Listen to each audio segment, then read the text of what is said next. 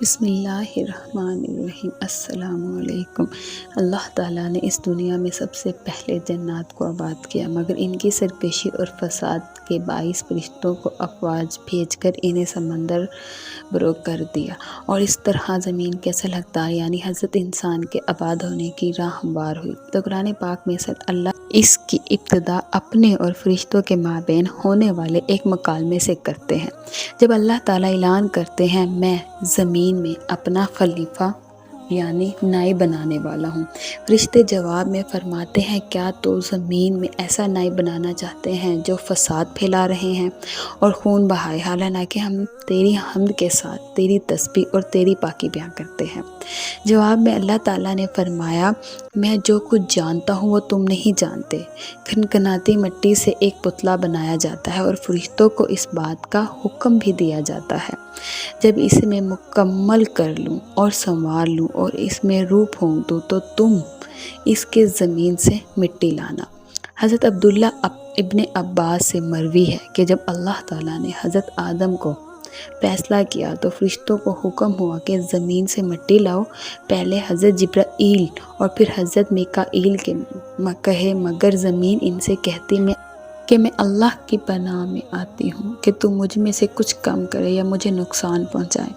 دونوں آخر اللہ پاک کو بتاتے ہیں۔ آخر میں حضرت اسرائیل جاتے ہیں اور زمین کی اس بات کا جواب کچھ یوں دیتے ہیں کہ میں بھی اللہ کی پناہ مانگتا ہوں کہ اس کے دیے ہوئے حکم کی وجہ آوری نہ کروں۔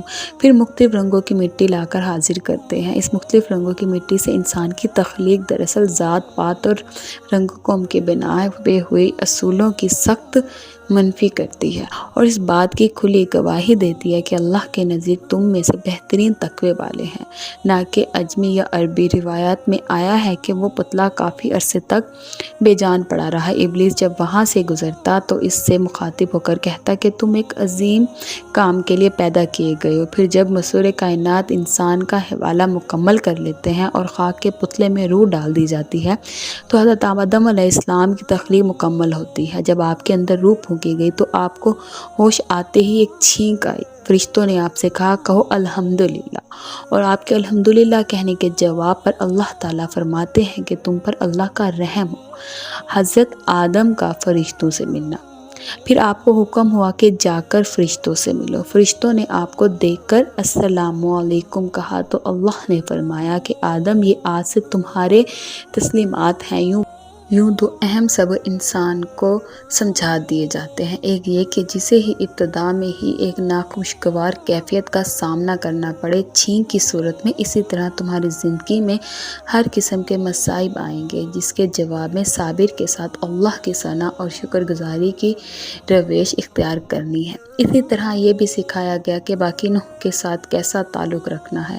یہ شروع میں ہی بتا دیا گیا کہ بنی آدم تم امن سلامتی بنانے کے لیے بھیجے گئے ہو، اس لیے تمہاری ابتدائی کلمات ہمیشہ اسلام پر مبنی ہونی چاہیے۔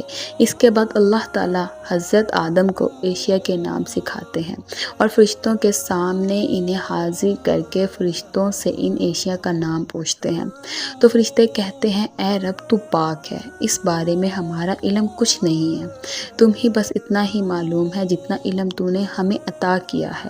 پھر حضرت آدم سے پوچھا جاتا ہے تو وہ جھٹ نام بتا دیتے ہیں۔ اب اللہ تعالیٰ فرشتوں کو مخاطب کر کے کہتے ہیں کہ کیا میں نے انہیں کہا تھا کہ میں وہ جانتا ہوں جو تم نہیں جانتے؟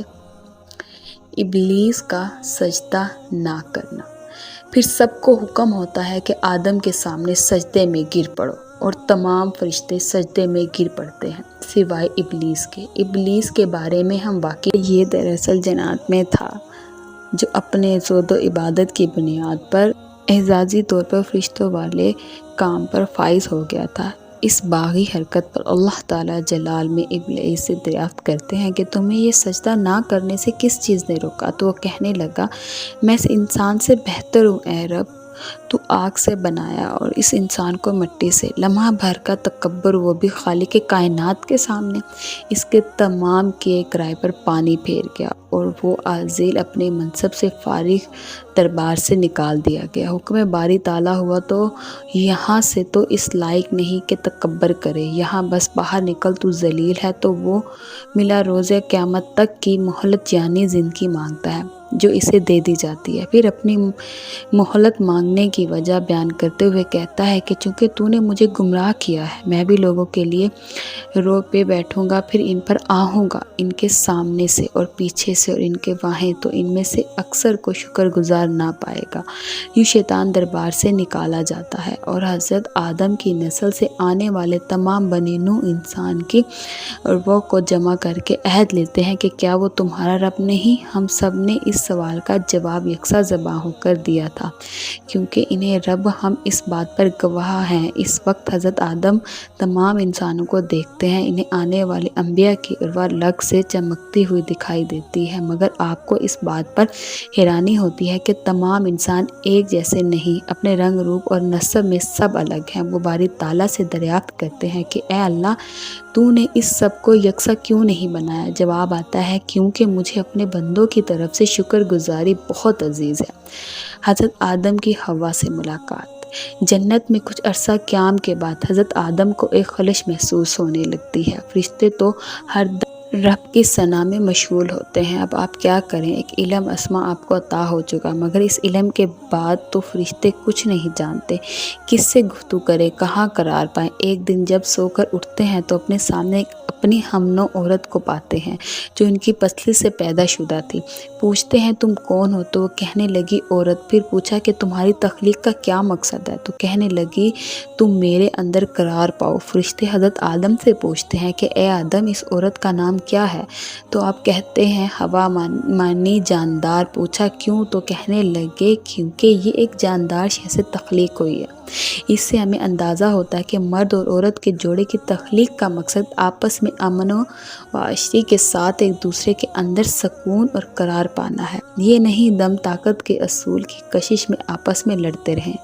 حضرت آدم کا درخت کے پاس جانا۔ پھر آپ دونوں کو حکم ہوتا ہے کہ جنت میں چین و امن کے ساتھ رہو، مگر ہاں یہ خیال رہے کہ اس درخت کے پاس کبھی مت جانا۔ وہ کون سا درخت تھا؟ کوئی اسے گوشہ گندم بتاتا ہے تو کوئی اسے سیب کا درخت کہتا ہے۔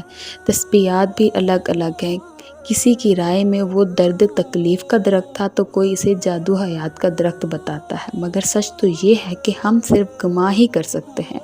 قرآن میں واضح الفاظ میں درج ہے کہ وہ درخت بالکل اہم نہ تھا، بلکہ رب کا حکم اہم تھا۔ قرآن میں اس درخت کے بارے میں الفاظ اس قدر مہم ہیں کہ لگتا ہے کہ اللہ تعالیٰ نے کسی بھی درخت کی طرف اشارہ کر کے حضرت آدم کو کہا کہ بس اس درخت کا پھل نہیں کھانا، باقی جو چاہے کھاؤ پیو۔ مگر انسان کا فتویٰ، تجسس اور شیطان کی بار بار بہکاوا انہیں اس درخت کی طرف مائل کرتا ہے۔ ابلیس ان دونوں کو سمجھاتا ہے کہ دیکھو میں تمہارا دوست ہوں اور تم کو اس درخت سے اس لیے روکا جا رہا ہے کہ کہیں تم ہمیشہ یہاں رہنے والے نہ بن جاؤ۔ حضرت آدم کو جنت سے نکالا جانا۔ آخر کار حضرت آدم اور حوا اس درخت کا پھل کھا لیتے ہیں۔ حکم ہوتا ہے کہ اتر جاؤ تم سب کے سب، یہاں سے جاؤ، دنیا میں رہو، وہاں تمہارا ٹھکانہ اور قیام دام ہوگا اور تم وہیں رہو گے، ایک دوسرے کے شش بن کر، یعنی انسان اور شیطان۔ کہا جاتا ہے کہ جب آپ سے یہ خطا ہوئی تو اللہ فرشتوں کو حکم دیتے ہیں کہ آدم سے اس کی خلقت اور رائش واپس لے لو، چنانچہ آپ کے سر سے تاج اور دیگر آرائشیں اتار لی جاتی ہیں۔ تو آپ رو رو کے چلاتے ہیں، معافی مانگتے ہیں کہ اے آدم، کیا مجھ سے پاک رہے ہو؟ تو آپ فرماتے ہیں نہیں اے رب، مگر اب شرم آ رہی ہے۔ دنیا میں آ کر ایک عرصہ سخت ندامت کی حالت میں روتے ہوئے گزارتے۔ آدم کو جب علم دیا گیا، پھر رحمان کی رحمانیت جوش میں آتی ہے تو آپ کو پہلے علم کی طرح ایک اور علم دیا جاتا ہے۔ پہلا علم دنیاوی علوم کے سرچشمے یعنی عقل و عقرت کا ملا ہوا، اور دوسرا پہلی وحی کی صورت میں آخری نجات کا۔ اس اولین وحی ہے آپ کو توبہ کا سلیقہ اور اس کے الفاظ سکھائے جاتے ہیں اور معاف کر دیا جاتا ہے۔ پھر ایک شفیق استاد کی مانند بڑی محبت سے حضرت آدم کو سمجھایا جاتا ہے کہ تمہارا گھر فی الحال یہی ہے، مجھے یاد رکھنا اور جب جب میری جانب سے میرے رسول تمہارے پاس ہدایت لے کر آئیں تو ان کی اتباع کرنا۔ تم ایسا کرو گے تو نہ تمہیں کوئی غم ہوگا نہ کوئی ملال، تم واپس اپنے اصلی گھر اور اپنے مقام یعنی جنت کو حاصل کر لو گے۔ اب ہم حضرت آدم کے رویے کا تکبر ابلیس سے کریں تو عبد الرحمن اور شیطان کا فرق صاف واضح ہو جائے گا۔ ایک غلطی حضرت آدم سے ہوئی اور ایک ابلیس سے، تو دونوں کے درمیان فرق کیا تھا؟ فرق یہ تھا کہ حضرت آدم پہ فوری رجوع کیا، رو رو کے معافی مانگی اور اپنی حرکت پر سخت ندامت کا اظہار کیا، جبکہ ابلیس اپنی حرکت پر نہ صرف ڈٹا رہا بلکہ اپنے تکبر کی بے توجہی بھی پیش کرنے لگا، اور جب اسے یقین ہو گیا کہ میں ملعون ہو گیا ہوں تو پھر بجائے معافی مانگنے کے الٹا اللہ کو اپنی گمراہی کا موجب ٹھہرانے لگا۔ چونکہ تو نے مجھے گمراہ کیا ہے، میں بھی لوگوں کے لیے تیری سیدھی راہ پر بیٹھوں گا۔ تو یوں ہے، معلوم ہوا کہ رحمان کے بندے گناہ کے بعد ایک داغ ندامت اپنے سینے پہ سجاتے ہیں اور اپنے گناہوں کا اعتراف کرتے ہوئے دوبارہ اللہ کا قرب چاہتے ہیں۔ اس کے برخلاف ابلیس کی سنت انا پرستی اور گند ہے۔ دعا ہے کہ اللہ تعالیٰ تکبر، گھمنڈ اور انا جیسے بیماریوں سے محفوظ فرمائے۔ آمین ثم آمین۔ اگر آپ نے ابھی تک ہمارا چینل سبسکرائب نہیں کیا تو پلیز اس کو لائک کریں، سبسکرائب کریں اور بیل آئیکن کے بٹن کو دبانا نہ بھولیں، نئی آنے والی ویڈیو کی نوٹیفیکیشن بر وقت آپ کو مل سکے۔ شکریہ۔